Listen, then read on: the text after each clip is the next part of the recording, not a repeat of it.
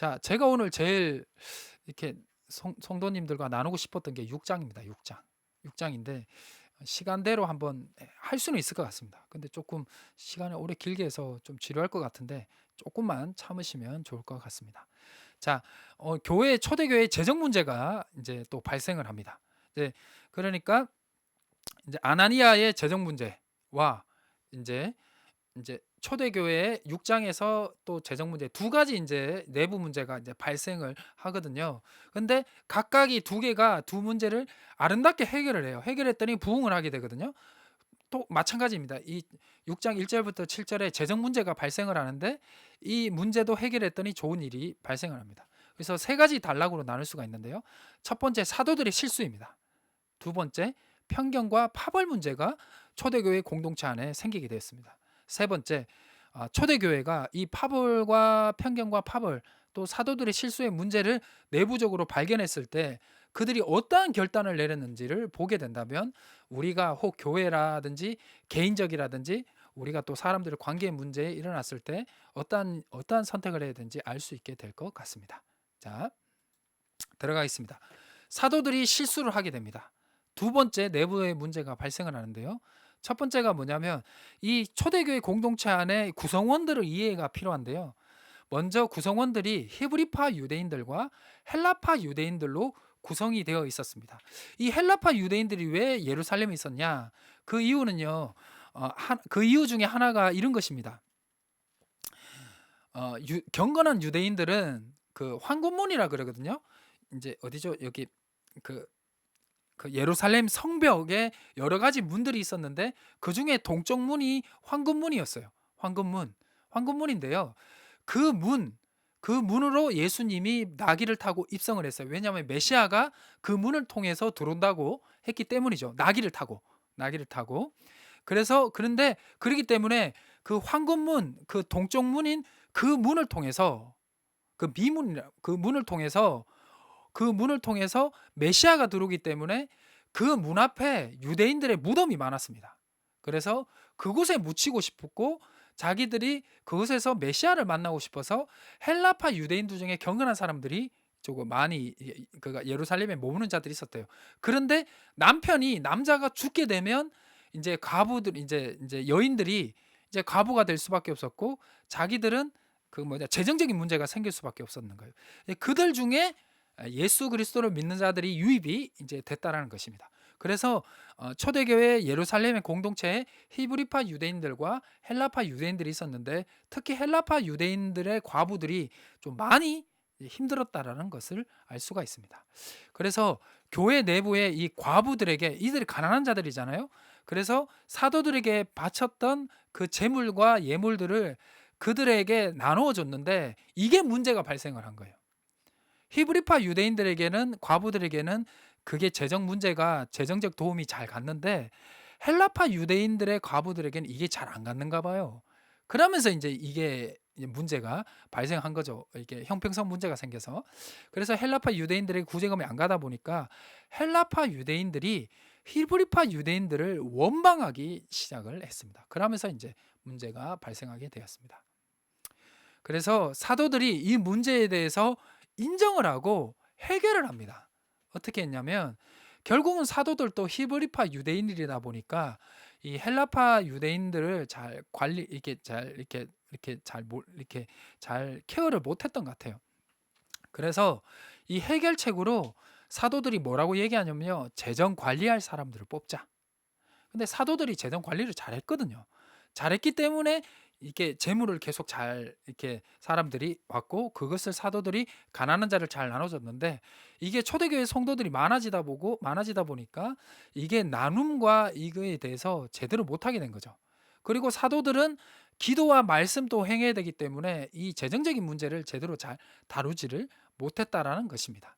그래서 사도들은 그 문제를 해결점을 재정 관리할 사람들을 뽑자. 지도자를 뽑자 하고 사도들이 뭐라 하냐면 우리는 기도와 말씀에 전하는 일을 전념을 하겠다라고 선포를 하게 됩니다. 그래서 온 교회가 이것을 좋게 여김을 통해서 7명의 집사를 선출하게 되는데요.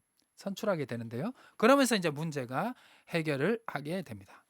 그래서 히브리파, 헬라파 유대인들의 구분이 이제 두 이제 저 편견과 파별 문제가 뭐냐면, 이 초대교회 아름다운 신앙 공동체에도 단점이 생겼는데, 그 단점이 뭐냐? 성도들의 구분이 생겼다는 거예요. 성도들의 구분이. 초대교회 아름다운 신앙 공동체에도 늘 아름다움만 있을 줄 알았더니, 재정 문제가 이제 사탄이 공격에 들어왔고, 그 재정을 나누는 문제가 또 공격이 들어와서 이 성도들끼리 나는 히브리파 유대인이다, 나는 헬라파 유대인이다, 서로 구분이 생겼다라는 것입니다. 그래서 이것이 이제 문제가 됐다는 것이요. 그래서 이 문제를 해결하기 위해서 사도들은 재정을 담당하는 사람들을 이제 뽑자라고 하고요. 자기들은 기도와 말씀을 전념하며 행하겠다 하고, 온 교회는 이것을 좋게 이제 여기게 되고 7명의 집사를 선출하게 됐다는 것입니다. 자, 그래서 문제의 발생의 이유. 자, 첫째, 성도들이 많아지게 되면서 하나 되지 못하게 되었고요. 그다음 두 번째 문제가 가장 큰 것 같습니다. 언어와 문화의 다름으로 소통 부재가 일어났지 않았을까요? 그러면서 왠지 모르게 이 초대교회 안에 자연스럽게 히브리파와 헬라파의 구분이 생겼던 것 같습니다. 자, 그래서 이 초대교회 결단이 중요합니다. 앞부분에서도 좀 얘기를 했는데요. 사도들의 결단, 재정권을 내려놓습니다. 사도들이. 그다음 두 번째, 새로운 지도자들의 선출을 요청을 하게 됩니다. 그리고 세 번째, 사도들은 기도와 말씀에 집중을 하게 됩니다. 그리고 여기서 더 위대한 것은, 이 초대교회 성도들이 정말 위대한 것은 성도들의 결단이 진짜 위대하다는 것입니다. 성도들의 결단. 자, 첫째, 히브리파와 헬라파 성도들의 구분을 인정을 했습니다.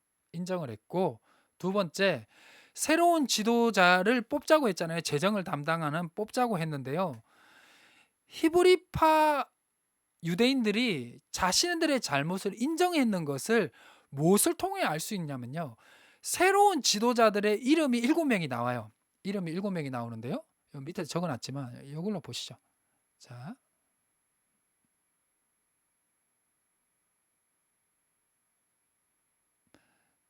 여기 나오죠. 온무리가 이 말을 기뻐하고 믿음과 성령이 충만한 사람을 뽑게 되는데요.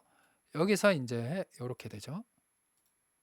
스데반, 이렇게 올려드릴게요. 스데반, 빌립, 보로고노, 니가노르, 디몬, 바메나, 유대교 입대겟 안니산 니골라. 요 뒤에 조금 나쁜 사람 되죠. 니골라는. 자, 이렇게. 그래서 이 이름들을, 학자들이 이 이름들을 봤더니 이 이름들이 다 헬라식 이름이라는 거예요. 그러니까 뭐냐? 헬라파 유대인들로만 다 7명의 집사들을 뽑았다는 거예요. 히브리파 유대인들이 훨씬 더 그 초대교회에 많았거든요. 많았어요. 그리고 힘도 많았어요.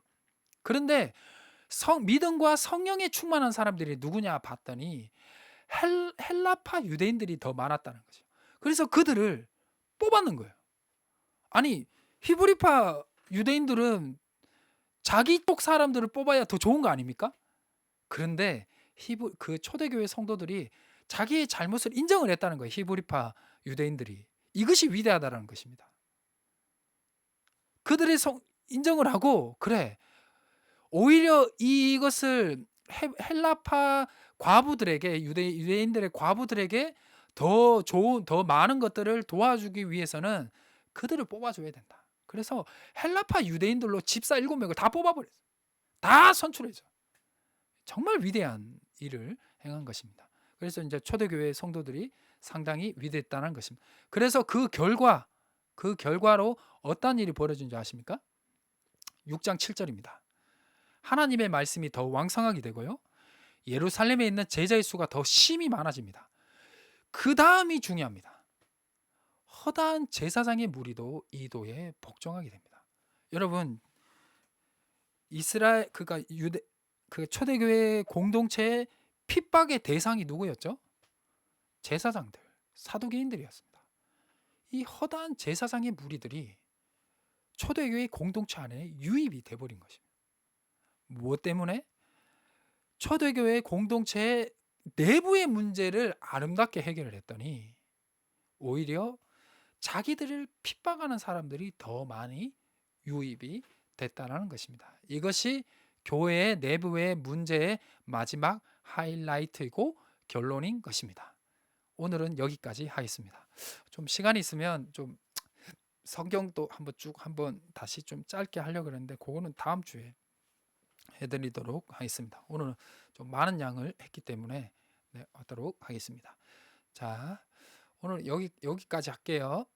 자, 복습 차원에서 이게 뒤에 이걸 왜 하냐면 뒤에 사도 바울 할 때 그 세계 선교 이제 선교 1차, 2차, 3차 할 때 필요해서요. 요 위에 흑해, 터키, 이스라엘, 그 옆에 요르단, 그다음 이집트, 지중해, 그리스, 이탈리아. 자, 그래서 땅끝 사마리아, 온 유대, 온 예루살렘과 온 유대 이렇게. 자, 고린도, 에베소 뭐 이런 거는 에베소는 터키에 있고 고린도, 아테네, 뭐 데살로니가, 베레아 다 그리스 지역에 있죠. 그리스 지역에 있고 그다음 에베소, 그다음 갈라디아, 뭐 이렇게 비시디아 안디오 뭐 여기 다 터키에 있습니다. 여기 이제 사이프루스 섬, 구브로 섬이고 여기 이스라엘이죠. 이스라엘 옆에 이제 밑에 요르단, 이집트, 지중해, 로마는 이탈리아에 있죠. 네, 이렇게 하겠습니다.